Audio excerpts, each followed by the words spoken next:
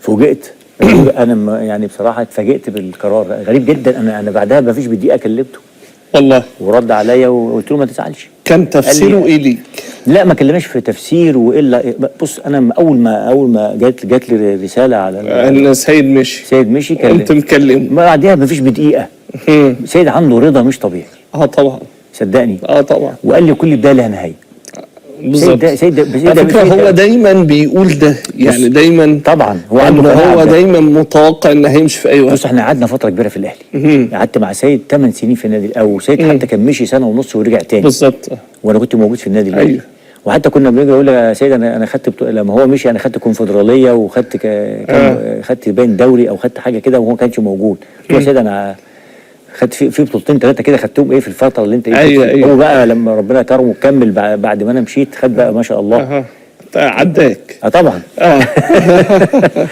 البطولات افريقيا 3 والبرونزيه كان نفسنا ناخد برونزيه لما كنا موجودين ما خدناهاش، خدنا رابع. ده احنا نحمد ربنا احنا قعدنا في الممتاز معاكم والله يا شيف اكرام حارس مرمى ومدربه طارق سليمان. الدنيا في بتنجان. انا دلدول لجماهير نادي الزمالك فقط لا غير وللكيان. مرتضى منصور ومجلس ادارته انا ارفع لهم القبعه. على فكره كنت بحترمك يا خطيب، مش هقول لك يا كابتن يا خطيب، مش هقول لك يا كابتن يا خطيب.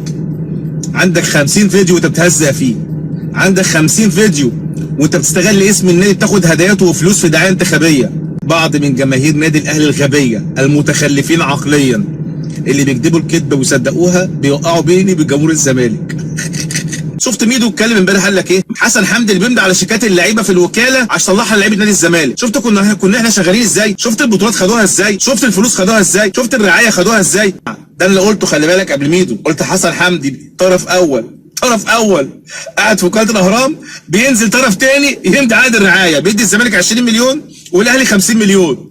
تخيل. لا حسن حمدي ظالم، ازاي يدي الاهلي 50 مليون والزمالك 20 مليون؟ المفروض الزمالك ما كانش ياخد اساسا. حلوه انا دلدول دي.